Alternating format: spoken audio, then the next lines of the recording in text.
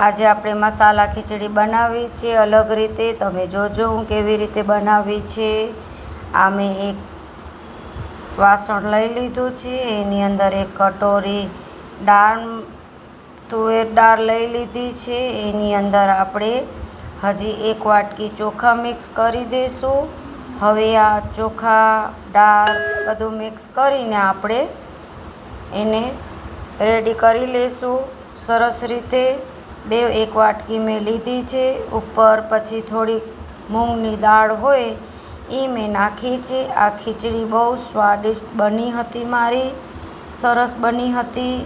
હવે આવી રીતે બેવને મિક્સ કરી દેવાનું છે સરસ રીતે. અમે લોકો તેલવાળી દાળ યુઝ કરીએ છીએ, તમે લોકો કઈ કરો છો? આ મૂંગની દાળ છે, એની અંદર મેં બહુ બધી નહોતી નાખી, થોડીક જ નાખી હતી.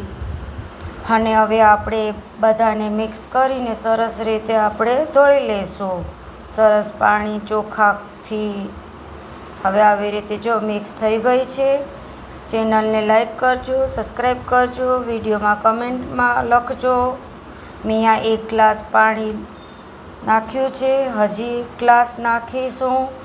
2 ગ્લાસ નાખીને આપણે સરસ રીતે હાથેથી એને ધોઈ નાખવાની છે. સરસ ધોવાઈ જાય એટલે આપણે એને હવે આ 2 હાથેથી સરસ ધોઈને આપણે એને પાણી કાઢી લઈશું સરસ પાણીથી. હવે આ મેં ધોઈ લીધું છે. હજી પણ આપણે એક પાણીથી ધોઈ લઈશું. આને આપણે 2 વાર ધોઈ લેવાનું. સરસ ચોખ્ખું પાણી નીકળી જાય ત્યાં સુધી આપણે એને ધોઈ દેવાનું. અને કોઈ બી વસ્તુ ધોયા વગર આપણે યુઝ નથી કરવાની. અને આ બધી સરસ ધોવાઈ જાય એટલે આપણે હું આગળનો પ્રોસેસ તમને બતાડું. તમે મારો વિડીયોમાં બને રહેજો અને જોજો હું કેવી રીતે બનાવું છું. અને તમે થોડોક સપોર્ટ કરજો મને. આખો વિડીયો જોજો હું કેવી રીતે બનાવી છું. હવે આ મેં એક કુકર લઈ લીધું છે. કુકરની અંદર હું 3 ગ્લાસ પાણી નાખી દઈશ. આ કુકરમાં હવે 3 ગ્લાસ પાણી નાખી દઈશું. ચેનલને લાઈક કરજો, સબસ્ક્રાઈબ કરજો. એની અંદર મેં થોડોક તેલ નાખ્યો હતો, એની નીચે ચીપકી ન જાય એટલે આપણે એની અંદર તેલ નાખ્યો હતો. હવે આ ખીચડીને આપણે એની અંદર મિક્સ કરી દઈશું. અને આ ખીચડી 10 મિનિટમાં બહુ સરસ રેડી થઈ ગઈ હતી, સ્વાદિષ્ટ હતી, બહુ મસ્ત. હવે આને આવી રીતે મિક્સ કરી દેવાની છે. હવે એની અંદર હું શું નાખું છું એ તમે જોઈ લેજો. હવે મેં એની અંદર આ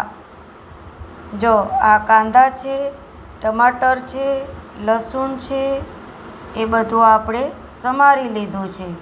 અને લીલો એક મરચો છે, એ બધું એની અંદર આપણે નાખી દેવાનું છે. છોકરાઓ આ બધું વચ્ચે આવી એટલે ખાય નહીં, એટલે આપણે એની અંદર મિક્સ કરીને 3 સીટી આપણે વઘારી કરી દેવાની છે. હવે એની અંદર હું મસાલા કરીશ.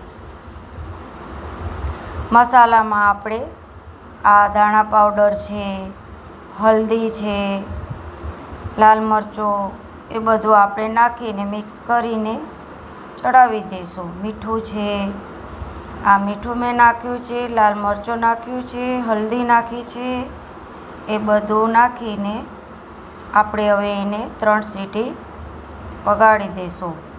ચેનલને લાઈક કરજો, સબસ્ક્રાઈબ કરજો. વિડીયો ક્યાંથી જોવો છો મને કમેન્ટમાં જણાવજો. એટલો થોડો સપોર્ટ કરજો ભાઈઓ, બહેનો, મિત્રો. હવે આવી રીતે બધું મિક્સ કરીને આપણે કુકરનો ઢાંકણ ઢાંકી દેવાનું છે.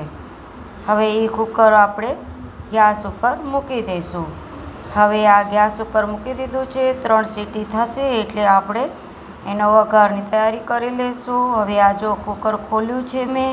ખોલીને આવી રીતે આપણી મસ્ત બધું બાફાઈ ગયું છે. હવે આપણે એક પેનમાં ઘીનો વઘાર કરવાનો છે, આપણે તેલનો વઘાર નથી કરવાનો. હવે મેં એમાં ઘી નાખીશ.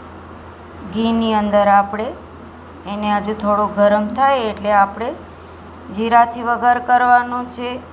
આ ખીચડી બહુ સ્વાદિષ્ટ બને છે. તમે પણ બનાવજો અને તમે કેમ બનાવો છો એ પણ મને જણાવજો. હવે આ મેં ગરમ થઈ ગયું છે, જીરો નાખી દીધું છે. હવે આ જીરો મસ્ત ગરમ થઈને એની અંદર લાલ મરચું નાખી દેવાનું છે. હવે આપણે એ ખીચડીની ઉપર એ વઘારને નાખી દઈશું આવી રીતે. હવે એને સરસ રીતે ચલાવી દેવાનું છે. મસ્ત હવે આપણે આવી રીતે એને ચલાવી દેવાનું છે. સરસ સ્વાદિષ્ટ ઘીવાળી ખીચડી બની ગઈ છે આપણી. મારો પ્રોસેસ તમને કેવો લાગ્યો એ વિડીયોમાં જણાવજો. ચેનલને લાઈક કરજો, સબસ્ક્રાઈબ કરજો, વિડીયોમાં કમેન્ટ કરીને મને જણાવજો. મિત્રો, લાઈક કમેન્ટ બધું ફ્રીમાં છે, તમારો એટલો સપોર્ટ મને કરજો. હવે આવી રીતે મિક્સ કરીને આપણે એક થાળીમાં લઈ લેશું. છોકરાઓ હવે આપણે જમશે. પ્લીઝ ચેનલને સબસ્ક્રાઈબ કરી દેજો. ઉપરથી મેં કોથમીર નાખી દીધી છે. હવે આવી રીતે બધું મિક્સ સરસ રીતે ખીચડી આપણી રેડી થઈ ગઈ છે. ને તમને આ વિડીયો કેવો લાગ્યો એ મને જણાવજો. આવી રીતે હવે આપણે એક થાળીમાં ખીચડી, રોટલી, કઢી, છાશ બધું લઈને આપણે હવે જમવા બેસી જઈશું. તમે લોકો મારી રેસીપી કાલે જોજો, બીજી નવી આવશે. હવે આ આપણી રેડી થઈ ગઈ થાળી. ચલો, જય માતાજી, કાલે મળશું.